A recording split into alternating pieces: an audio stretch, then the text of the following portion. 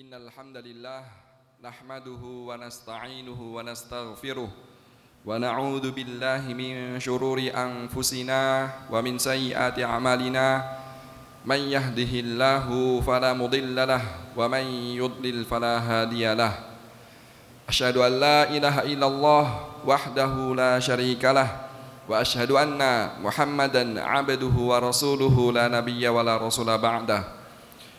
Qala Allah Ta'ala fil Qur'anil 'azim, a'udzu billahi minasyaitonir rajim. Ya ayyuhalladzina amanu taqullaha wa qulu qawlan sadida. Yuslih lakum a'malakum wa yaghfir lakum dhunubakum. Wa man yuti'illaha wa rasulahu faqad faza fawzan 'azima. Fa inna asdaqal hadithi kitabullah wa khairal hadi hadi Muhammadin sallallahu alaihi wasallam. Wa syarrul umuri muhdatsatuha wa kullu muhdatsatin bid'ah wa kullu bid'atin dhalalah wa kullu dhalalatin finnar. Amma ba'du. Ayyuhal muslimun, usikum wa iyaya nafsi bitaqwallah faqad fazal muttaqun. Jamaah salat Jumat yang semoga senantiasa dirahmati Allah Subhanahu wa taala. Kami selaku khatib senantiasa mengingatkan kepada diri kami pribadi dan juga kepada para jamaah sekalian agar senantiasa meningkatkan kualitas iman dan takwa kepada Allah Subhanahu wa taala dengan cara menjalankan perintah-perintah Allah dan menjauhi larangan Allah Subhanahu wa taala. Wa tazawwadu fa inna khairaz zadi taqwa. Dan berbekalah, sungguhnya sebaik-baik perbekalan yang kita bawa di akhirat kelak adalah bekal ketakwaan. Ikhwan fiddin azanallahu wa iyyakum, jika kita mempelajari kitab sirah kehidupan daripada Rasulullah sallallahu alaihi wasallam, pasti kita mendapati salah satu tahun kesedihan yang mana ketika itu Rasulullah sallallahu alaihi wasallam ditinggal mati oleh istrinya Khadijah radhiyallahu anha dan juga pamannya Abu Thalib. Ketika Abu Thalib dalam kondisi sakaratul maut, kemudian datanglah Rasulullah sallallahu alaihi wasallam. Beliau mencoba mentalkin, mengucapkan kepada pamannya, ya ammi, qul la ilaha illallah kalimatun uhajju laka bihi indallahi yaumal qiyamah. Wahai pamanku, ucapkanlah kalimat la ilaha illallah, tiada Tuhan yang berhak disembah selain Allah, agar aku kelak bisa menolongmu di hadapan Allah Subhanahu wa taala. Namun di sisi lain ada Abu Jahal dan juga koncong-koncongnya, teman-temannya. Dia mengatakan, mengancam Abu Thalib, wahai Abu Thalib, jika seandainya engkau mengucapkan kalimat itu dan mengikuti agama Muhammad, maka niscaya kami akan menjelekkan namamu setelah kematianmu kelak. Akhirnya Abu Thalib ini bingung dan akhirnya dia mengatakan, saya tetap berada di agama nenek moyang. Dan akhirnya Abu Thalib ini meninggal dunia dalam kondisi dia tidak beriman pada Allah Subhanahu wa taala. Dan disinilah Rasulullah sallallahu alaihi wasallam sedih sekali ketika pamannya meninggal dalam kondisi tidak beriman pada Allah Subhanahu wa taala. Paman yang mengasuh beliau dari usia 8 tahun sampai beliau menjadi seorang nabi. Paman yang mana beliau melindungi dakwahnya ketika dakwahnya Islam dihalangi oleh orang-orang kafir, pamannya lah Abu Thalib yang melindungi beliau, Rasulullah sallallahu alaihi wasallam. Akhirnya karena saking cintanya kepada pamannya sampai beliau mengatakan, wahai pamanku, aku akan memohonkan ampun kepada Allah Subhanahu wa taala selama Allah tidak melarangku untuk berdoa kepadamu, untukmu wahai pamanku. Akhirnya tak lama kemudian turunlah suatu ayat, maka nabiyyin walladzina amanu ay yastaghfiru lil musyrikina walau kanu uli qurba. Tidak sepantasnya bagi seorang nabi dan orang yang beriman untuk memohonkan ampun kepada orang musyrik walaupun itu adalah orang yang dekat dengan dirinya. Akhirnya Allah Subhanahu wa taala melarang bahwasanya apa? Bahwasanya nabi untuk mendoakan ampunan bagi pamannya Abu Thalib. Disinilah Rasulullah sallallahu alaihi wasallam sedih. Kemudian Allah Subhanahu wa taala menurunkan ayat, innaka la tahdi man ahbabta walakinnallaha yahdi man yasha. Wahai Muhammad, sungguhnya kamu tidak bisa memberikan hidayah kepada orang yang engkau cintai, tetapi Allah lah yang memberikan hidayah kepada hambanya yang dia cintai saja. Di sini kita melihat bahwasanya betapa mahalnya hidayah tersebut. Bagaimana tidak Abu Thalib, paman orang dekatnya Rasulullah, yang mana dia mendengar dakwah langsung dari lisan mulia Rasulullah sallallahu alaihi wasallam, yang mana dia melihat mukjizat Rasulullah sallallahu alaihi wasallam, yang mana dia hidup dalam kondisi bersama Rasulullah sallallahu alaihi wasallam. dan bahkan dia adalah orang tercintanya Rasulullah SAW. Tetapi beliau meninggal dalam kondisi tidak beriman, bahkan dia dalam kondisi mengikuti ajaran nenek moyangnya. Na'udzubillah min dzalik. Kemudian kita lihat bahwasanya kisah tentang Nabi Nuh alaihissalam, yang mana ketika itu beliau berkata kepada anaknya yang namanya Kan'an, ya bunayya rkam ma'ana wala takum ma'al kafirin. Wahai anakku tercinta, ikutlah bersama kami, ikut ke bahtera kami, ke kapal kami, dan janganlah kamu menjadi orang yang kafir. Tapi apa jawab daripada anaknya tersebut? Qala sa'awi ila jabali ya'simuni minal mal. Aku akan mendaki gunung yang paling tinggi agar aku tidak terkena banjir bandang tersebut. Akhirnya apa? Akhirnya wahala bainahumal mauju fakana minal mughraqin. Akhirnya anak tercinta daripada Nabi Nuh alaihissalam, anak yang dia sayangi, darah dagingnya sendiri, akhirnya meninggal dalam kondisi tenggelam dan dalam kondisi kekafiran. Inilah contoh bahwasanya hidayah itu sangat mahal. Yang mana pamannya Rasulullah, anaknya Nabi Nuh alaihissalam, darah dagingnya sendiri, dia tidak dapat hidayah masuk ke dalam Islam. Kemudian kita lihat juga Nabi Ibrahim alaihissalam, beliau adalah terkenal dengan bapaknya tauhid, bapaknya para nabi. Tetapi apa? Bapaknya sendiri Azar, yang mana dia tidak beriman, bahkan dia adalah sosok pembuat patung. Inilah mahalnya betapa hidayah itu. Yang mana Rasulullah SAW pernah mengatakan, ya ibadi kullukum dhalun illa man ihtadaitu fastahduni ahdikum. Wahai manusia, sesungguhnya kalian semua itu tersesat semuanya, illa man ihtadaitu, kecuali siapa saja yang aku berikan dia petunjuk, aku berikan dia hidayah. Fastahduni ahdikum, maka mintalah hidayah kepadaku, niscaya aku akan memberikan kalian hidayah. Dan juga Rasulullah SAW pernah mengatakan, innallaha yu'tid dunya ala man yuhibbu wa man la yuhib, walakin la yu'til iman illa ala man yuhib. Sesungguhnya Allah memberikan nikmat dunia terhadap hambanya yang Allah cintai maupun yang hambanya yang Allah benci. Bahkan hewan pun juga akan mendapatkan nikmat dunia ini. Walakin la yu'til iman illa ala man yuhib. Tetapi Allah tidak akan memberikan nikmat iman kecuali terhadap hambanya yang Allah cintai saja. Wa idza ahabballahu 'abdan a'tahul iman. Jika Allah mencintai seorang hamba, maka Allah Subhanahu wa taala akan memberikan dia hidayah iman. Inilah mahalnya betapa daripada nikmat iman tersebut. Dan juga ketika kita masuk ke dalam surganya Allah Subhanahu wa taala, apa yang pertama kali kita ucapkan? Wa qalul hamdulillahilladzi hadana li hadza wa ma kunna linahtadiya laula an hadanallah. Ketika ahlu surga masuk menginjakkan kakinya di surga, pertama kali yang diucapkan adalah alhamdulillahilladzi hadana li hadza. Segala puji bagi Allah Subhanahu wa taala yang telah memberikan aku hidayah sehingga aku bisa memasuki surganya Allah Subhanahu wa taala. Laula wa ma kunna linahtadiya laula an hadanallah. Dan kami tidak akan mendapatkan hidayah kecuali jika Allah Subhanahu wa taala memberikan kita hidayah iman ini. Maka bersyukurlah kita diberikan oleh Allah Subhanahu wa taala nikmat iman ini. Karena dengan nikmat iman inilah yang bisa menjadikan kita masuk ke dalam surganya Allah Subhanahu wa taala. Jika kita tidak memiliki iman, maka kita tidak bisa masuk ke dalam surganya Allah Subhanahu wa taala, bahkan kita akan berada di dalam neraka untuk selama-lamanya. Di antara bentuk daripada besarnya ataupun mahalnya nikmat hidayah ini, yaitu disebutkan dalam Al-Quran, innal ladina kafaru law anna lahum ma fil ardi jami'an wa mithlahu ma'ahu liyaftadu bihi min adzabi yaumil qiyamati ma tuqbila minhum wa lahum adzabun alim. Sesungguhnya orang kafir kelak di hari kiamat, jika seandainya dia memiliki harta sepenuh bumi dan 2 kali lipatnya, maka niscaya dia akan menebus dirinya sendiri dengan harta sepenuh bumi, 2 kali lipatnya lebih besar daripada itu. Untuk apa? Agar dia terbebas daripada api neraka. Dan baginya adalah azab yang pedih. Jadi nikmat iman inilah lebih mahal daripada nikmat dunia dan seisinya. Dengan inilah kita mengatakan bahwasanya nikmat iman itu jauh lebih berharga, lebih mahal daripada nikmat dunia dan seisinya.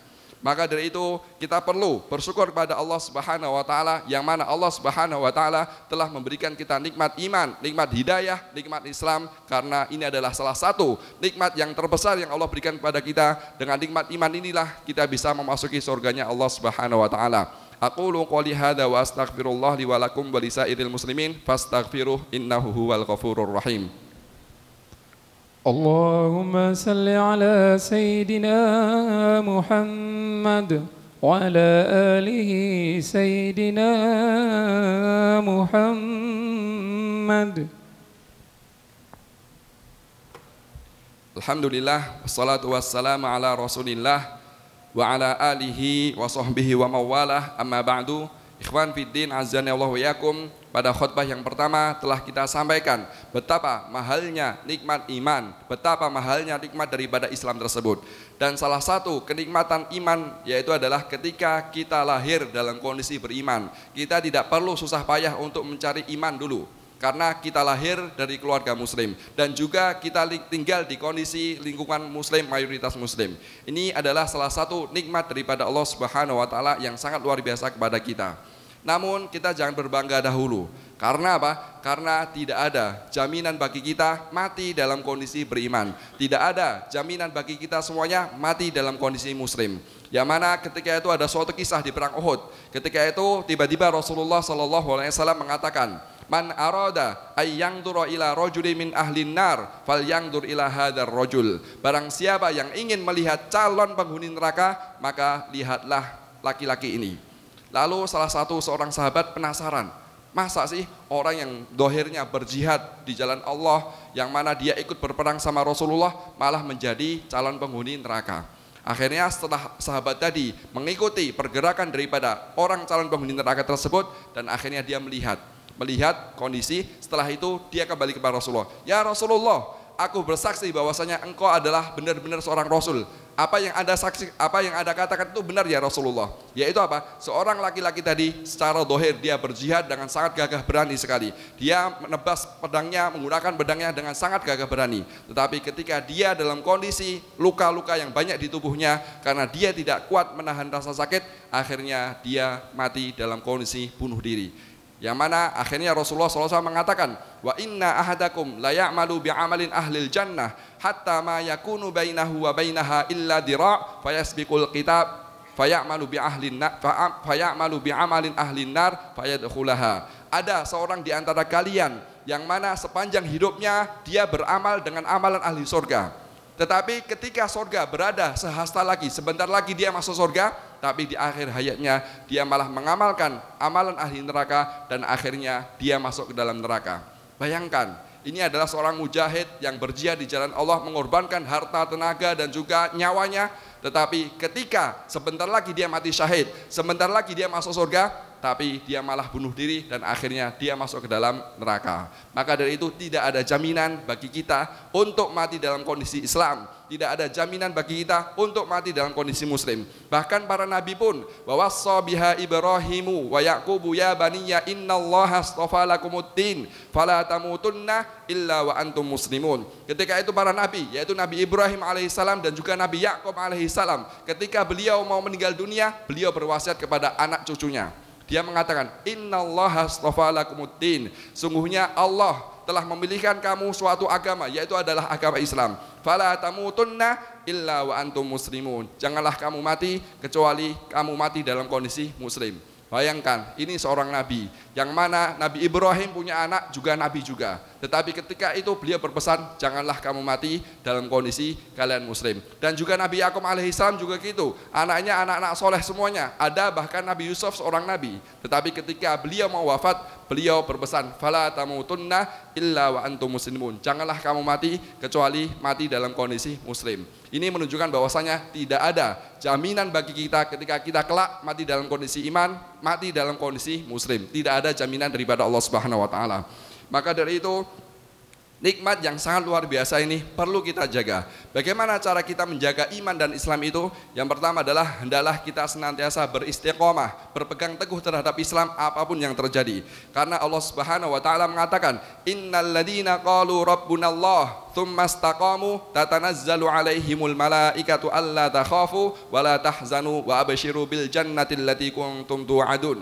Sungguhnya orang yang mengatakan Rabbunallah, Tuhan kami Allah, kami beriman kepada Allah Subhanahu wa taala, tsumma istaqamu, kemudian dia istiqomah sampai mati, tatanazzalu alaihimul malaikatu alla takhafu wa la tahzanu. Ketika dia dalam kondisi sakaratul maut, maka malaikat datang kepadanya untuk memberikan dia ketenangan, menjamin keselamatan baginya. Allah takhafu wala tahzanu. Yang mana ketika kita dalam kondisi sakaratul maut, kita penuh ketakutan, apakah amal kita cukup atau tidak, bagaimana keluarga kita yang kita tinggalkan nanti. Tapi di sini malaikat memberikan ketenangan kepada kita. Allah takhafu wala tahzanu. Janganlah kamu takut, janganlah kamu khawatir. Wa abasyiru bil jannatil lati kuntum tu'adun. Dan ketika dalam kondisi sakaratul maut, maka malaikat memberikan kita gambaran ataupun kabar gembira bahwasanya tempatmu adalah kelak bersama Allah, di surganya Allah Subhanahu wa taala. Maka cara yang pertama adalah dengan istiqomah. Kemudian cara yang kedua adalah dengan cara kita memperbanyak doa. Ya muqallibal qulub, tsabbit qalbi ala dinik. Wahai zat yang membolak-balikkan hati, teguhkanlah hatiku ini berada di atas Islam. Yang mana ketika itu Ummu Salamah pernah bertanya kepada Rasulullah SAW, ya Rasulullah, mengapa engkau memperbanyak doa? Ya muqallibal qulub, tsabbit qalbi ala dinik. Bukankah engkau adalah orang yang paling bertakwa di antara kami? Bukankah engkau adalah orang yang sudah dijamin masuk surga ya Rasulullah? Kenapa Anda masih berdoa ya muqallibal qulub, tsabbit qalbi ala dinik?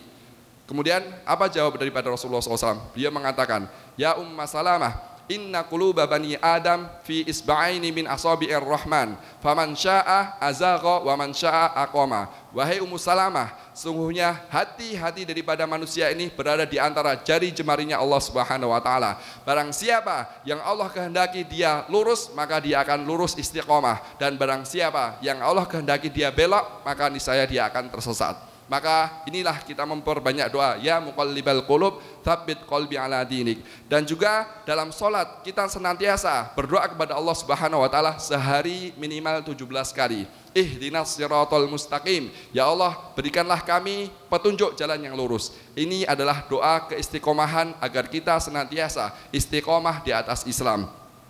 Kemudian cara yang kedua adalah, cara berikutnya adalah dengan cara kita senantiasa belajar ilmu agama. Karena dengan belajar ilmu agama melalui kajian, entah itu di YouTube ataupun di masjid, itu adalah bisa menguatkan iman kita. Karena iman ini seperti tanaman, butuh disiram, butuh dengan makanan, butuh dengan nutrisi dan lain sebagainya. Jika iman itu tidak pernah disiram, tidak pernah dikasih nutrisi, maka lama-kelamaan iman tersebut akan layu dan akhirnya akan mati. Kemudian cara yang terakhir adalah dengan cara memperbanyak amal soleh, dengan membaca Al-Quran, dengan zikir, dengan sholat dan lain sebagainya. Karena dalam akidah Ahlu Sunnah wal Jamaah mengatakan bahwasanya al-imanu yazidu wa yanqus. Iman itu bisa naik, bisa turun, bisa bertambah, bisa berkurang. Yazidu bi ta'atillah. Maka iman itu bisa bertambah dengan ketaatan kepada Allah Subhanahu wa taala, dengan ibadah, dan iman itu bisa berkurang dengan kemaksiatan. Maka dari itu jika iman kita senantiasa istiqomah sampai mati, maka perbanyak amal soleh, karena dengan amal soleh tersebut bisa menjadikan iman kita semakin kuat dan semakin bertambah yakin kepada Allah Subhanahu wa taala. Innallaha wa malaikatahu yusholluna 'alan nabi ya ayyuhalladzina amanu shallu 'alaihi wa sallimu taslima. Allahumma ighfir lil muslimina wal muslimat wal mu'minina wal mu'minat al ahya'i minhum wal amwat innaka sami'un qaribun mujibud da'awat ya qadiyal hajat. Rabbana zalamna anfusana wa illam taghfir lana wa tarhamna lanakunanna minal khasirin. Rabbana la tuzigh qulubana ba'da idh hadaitana wa hab lana min ladunka rahmah innaka antal wahhab. Rabbana hab lana min azwajina wa dhurriyyatina qurrata a'yun waj'alna lil muttaqina imama. Rabbana atina fid dunya hasanah wa fil akhirati hasanah wa qina adzabannar. Aqimis shalah. Allahu akbar, Allah.